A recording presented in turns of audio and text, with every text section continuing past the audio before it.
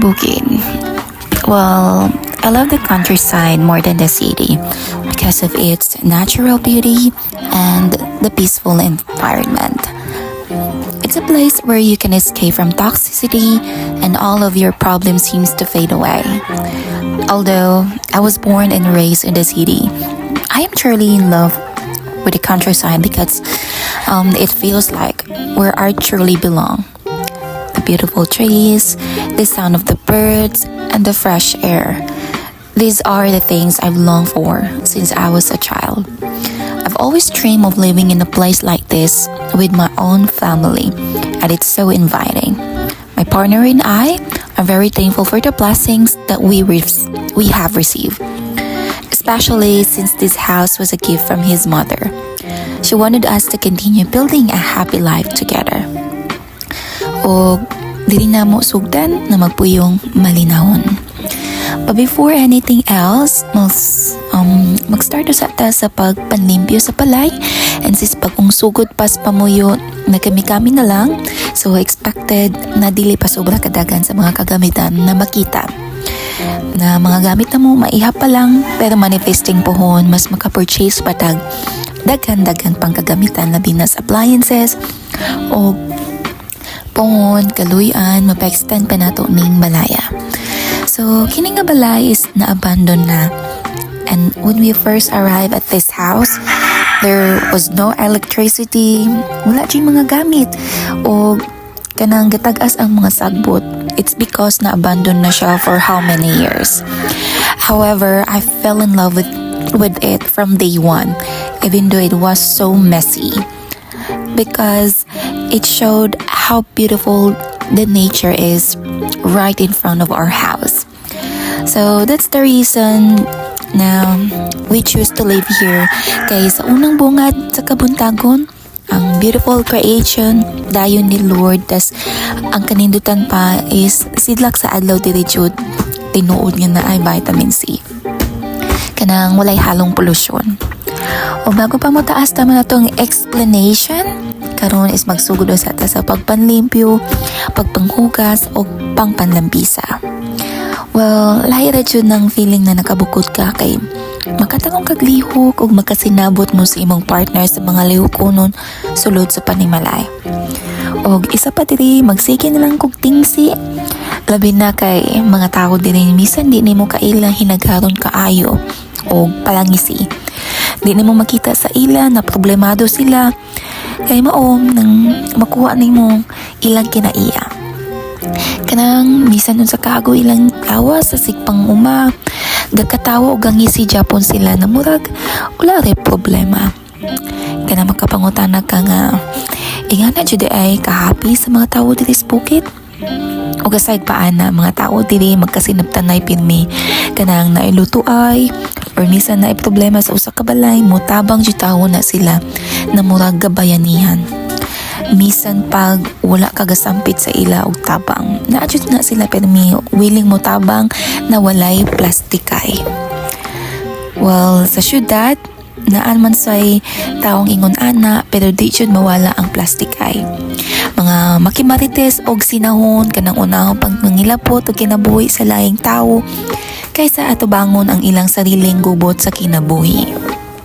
Bitaw taas na kayo itong chika, wala ko kabalong na human na dahil ko pang limpyo diri So nahuman na ta dito sa kusina, diri na po ta sa sala.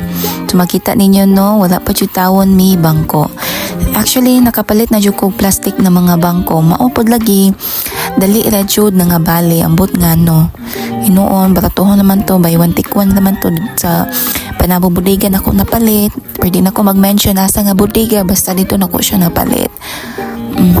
Mo lagi nang gusto kag makatipid pero sayang ra kay nabali dayon. Anyways, proceed ta diri manglimpyo sa ta, mangipos sa ta sa kurtina diri kay atong limpyuhan ang mga bintana. Na makita niyo no akong anak pretty kayo kabibo. Labi naayahang kuya Ragi. Malingaw jud taon siya diri sa bukid kay daghan kaayo ga bisita niya na mga ig-agaw na makigdula tawon niya. Ug lingaw kaayo siya. Bahi ra jud ang iyahang kabibo diri Kay mo medyo nang ganahan sa mga bata ka nang matagad sila nga ay sila'y kadula na nang malipay rasap ko nga naay gabisita niya mga igagaw diri kay kanang nakoy bulaton sa balay. Di lang ko ma-worry. O nagunsa na akong anak, kay naa naman tao ay nagbantay-bantay po niya, nanay nagadula-dula sa iya ha. So, lamit tayo guys sa paminaw ngayong ani lang. O kanang isa pa, kanang tumigawas, kauban na mo niyang kuya lagi. Kaniyang kuya lagi is iya ning igagaw. Pero maulagi, maalaan perminti na anak na ko kay mo, anggid-anggid kislagnaw ni asyong og sa iyang papa. So maalaan na tawon na siya kanang ako ang kinamagwangan. Tay no? So kung ing anak pa lang, so nabuntis ko mga 12 or 11 paguro kong edad. Ginoo ko ng mga tao. Pero bitaw oy mao jud sa lagnaw. Labi na sa papa ni Asong. Kanang makatawa na lang jud ka ba kay carbon copy kaayo. Gikan sa naumong, sa ilong, ug labi na sa kinaiya maumao jud kay si Asong og si Ragi. Nahuman na ta og panlimpi dito sa sulod, diri na puta proceed sa gawas. Sa napatahi pusuno, napaputay siligunon kay mao lagi nang odto na ta nilihok. Og diri sa likod na apaputay lampisaan gamay kanay mga gagmay sagbot kay gusto lagi ko na parehas ani diri wala na kaayo sagbot kay nindutan kog tan-aw.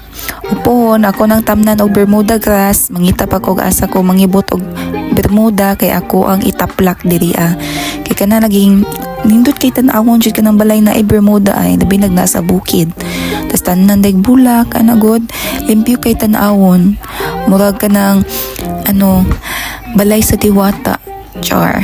So diri butang-butang sa tagkawayan, arrange siya nato na kay para hindi magtimba tag tubig sa balon, dili ra mahugaw nga ato ang balde sa lapok. Puhon ato ng sementohon, makabudget ta puhon na tapos tabunan nato na first na tong baton jud ani isa to sa ning tabunan ning balon diri para safety sa bata. Safety mulay lamok o dili maunsang bata diri muna tong next goal pohon. Diri sugod na ta og panilhig kay nagka-gidlay nandiri ang dapita, so ato saning siligan kay magdaog po taron taod-taod. Nalingaw tatawang ko din nagsinilihig og ibot-ibot sagbot og kani pud akong bata nangilog nagsilhig kay siya na pud taw. Mao na iyang kalingaw magsundog-sundog sa akong buhaton maupod iya. Kaya wa naman siya lingaw na siya kadula kay iyang kuya Ragi neto sa tabuan kinas nagkuha sa susi kay manglakaw maun ta mi nya di mapadlak ning balay kay ang susi tuwa sa iyang amahan sumaw nang kuwaon sa kuya Ragi. So kay nahuman na pud mi og adto sa tabuan nahuman pamaligya iyang papa sa ukay nga bag, so diri na pud pauli na mi sa amo ang balay. Kay mangandam na pod mi kay ugma pohon uli na pod mi og panabo. Kay naalantay importanteng asikasuon dito og naapotay ihatod. And then 1 week na pod mi sa panabo. After a week balik na pod ta diri kay magpuyo na ta diri malinawon for good na jud. Dili na pod nato i-continue ang ato ang small business na hinaot kaluyan sa Ginoo pohon na unta jud na mas mo dako-dako pa o mas tagan pang grasya na moabot. So nang maningkamot na jud tagtaman no kay wala man jud swerte sa kinabuhi og dili ka maningkamot. Tanan jud na naa sa toa. Kung magkugi lang ta na jud mas moabot nga daghang grasya. Dili kay magsige lang taglingkod nga magunaw na ta na naay moabot grasya wa jud moabot kung di jud ka molihok. Trust me. Kailangan jud og action per me. Pero bitaw kanang sa imong pagkugi, ayaw lang jud pag-expect nan agad-agaran ang blessings kay dili tanan maabot dayon. Kailangan pa jud na moagi kag daghang tunok ay hani mo makuha ang imong gusto. Tingana lang jud na ang life. Laban lang jud. So I hope na kining video nako is makahatag kalipay ninyo. That's all. Bye-bye.